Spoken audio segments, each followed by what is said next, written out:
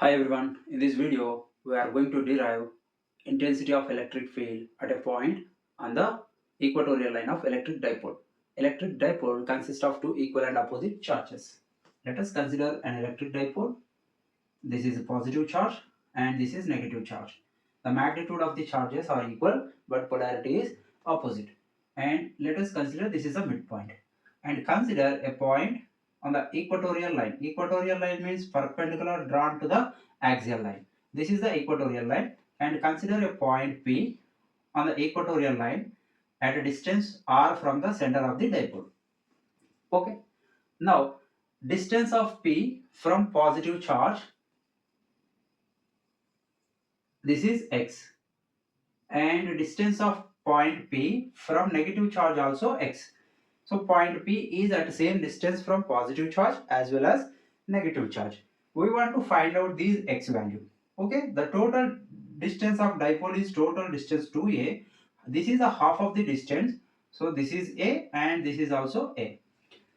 So there are two right angle triangles. Let us consider this right angle triangle. In this right angle triangle, this is the adjacent side. Let us consider this is angle theta. Adjacent side, opposite side.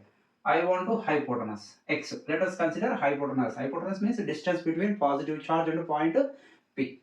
Okay. Hypotenuse square is equal to, according to Pythagoras theory, hypotenuse square is equal to square root of opposite side square plus adjacent side square.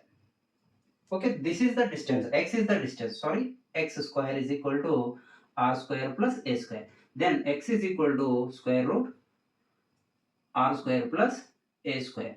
So this is the x value. X is equal to square root r square plus a square. Here also x is equal to square root r square plus a square. Okay. Let us find the intensity of electric field at point P due to positive charge only. Due to positive charge first, then negative charge. So electric field at point P due to positive charge is, let us say, E1. E1 is equal to 1 divided by 4 pi epsilon naught. Positive charge is Q divided by R square formula. R square means where R is distance between positive charge and P. But in this case, distance between positive charge and P is x. X is equal to square root of r square plus a square whole square. Square root will get cancelled, or you can substitute x square value directly. That is r square plus a square. So x square is equal to, let me write, x is the distance, so that x square. So substitute the x square value directly. Then E1 is equal to 1 divided by 4 pi epsilon naught q divided by x square means r square plus a square. R square plus a square. Okay, let us consider this is equation number 1. Then electric field at a point P due to positive charge is E1, that is completed. This is the magnitude. Then what is the direction of the E1? So according to properties of electric field lines start from positive only, like this. For example, this is a positive charge plus Q. The electric field lines start from positive and moves to infinity. We know these properties. Okay. In case of negative charge minus Q, electric field lines ends at negative charge. Observe carefully the direction of the electric field for positive charge and negative charge. Okay. This is the positive charge. So electric field lines start from this positive charge and moves to infinity. But I want in this direction. So at a point P, the direction of electric field is this one. Let us consider this is E1 bar. Okay, in this direction. In this direction. Next, electric field due to negative charge. So as of now, we derive the equation for E1, electric field due to positive charge at point P. This is the magnitude and this is the direction. Now electric field at P due to minus Q is, let us say, E2. E2 is equal to formula 1 divided by 4 pi epsilon naught Q divided by again x square. The distance is same from minus charge to point P is x. So distance is same, x square. So in this case, uh, I have taken only magnitude. Okay, and we will see the direction later. Then E2 is equal to 1 divided by 4 pi epsilon naught q divided by x square, means this one only. So r square plus a square. This is equation number 2. Observe equation number 1 and 2. The magnitude of E1 is equal to magnitude of E2. These two are right hand sides are equal. So magnitude of E1 is equal to magnitude of E2. Electric field due to positive charge at point P, electric field due to negative charge at point P is same in magnitude, but direction is different. Okay, let us discuss about the direction of the E2. This is point P. Okay, so this is the magnitude of E2. Then what is the direction means? Electric field lines ends at a negative charge. Electric field line will be like this for negative charge in all directions like this. But I want in the direction of point P, so that this is the direction of the electric field. You have to imagine like that. Okay, and this is the direction of the electric field due to negative charge E2. At point P, E1 and E2 acting in different line of action, so that to get the net electric field at point P, okay, we have to resolve the E1 bar and E2 bar into components. Let us see. Consider a horizontal line. If it is theta, this is also equal to theta. Now we are going to divide the E1 bar into two components, vector components. The first vector, this is a horizontal component. We are measuring angle from this line, so that this will become E1 cos theta. And we have to resolve component, mutual perpendicular component. This is E1 sin theta. Resolve E1 into two components. This is a horizontal component or cos component, E1 cos theta. This is E1 sin theta. And again, divide this E2 into two components. Okay, again this will become E2 cos theta, and this component will become E2 sin theta. Okay, divide the E1 into two vectors, E2 into two vector components. These are cos components and these are sine components. Look at the sine components. Observe the sine components. This is E1 sin theta, E2 sin theta acting exactly in opposite direction.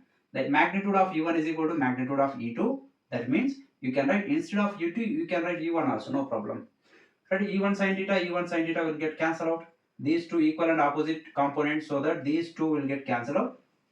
And there are two components. E1 is divided into 2, E2 is divided into 2, and only two components are there, E1 cos theta, E2 cos theta at point P. So net electric field at point P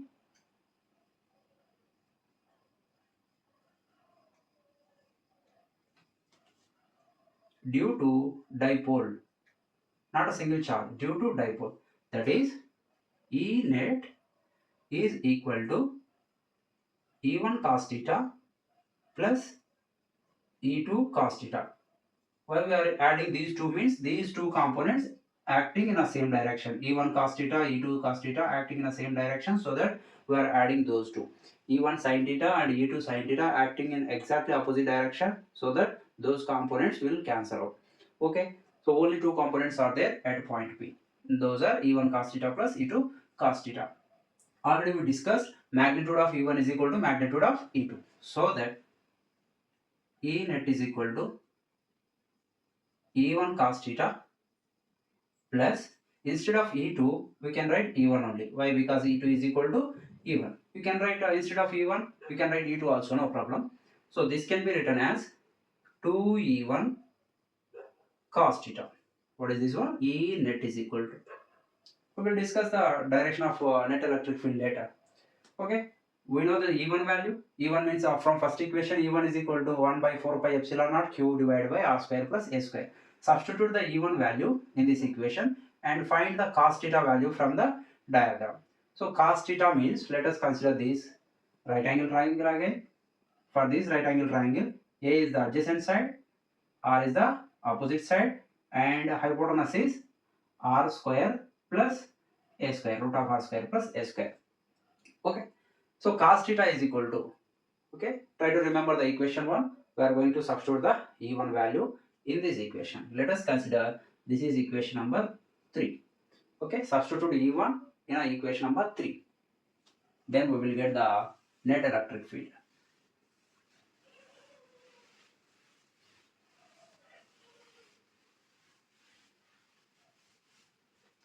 E net is equal to, net electric field is equal to 2 into E1 value. E1 value from equation number 1, 1 divided by 4 pi epsilon naught q divided by r square plus a square into cos theta.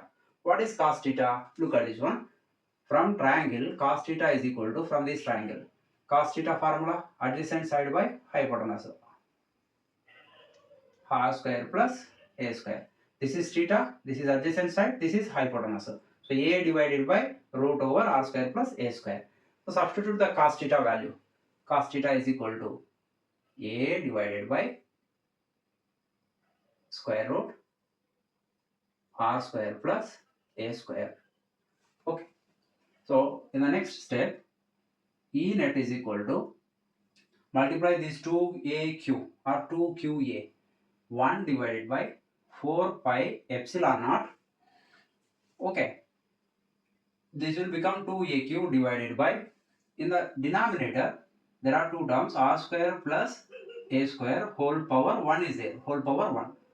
And this can be written as r square plus a square whole power, this root can be written as 1 by 2. These bases are equal, r square plus a square, r square plus a square. And for this one power is 1, for this one power is 1 by 2. When the bases are equal, powers can add up.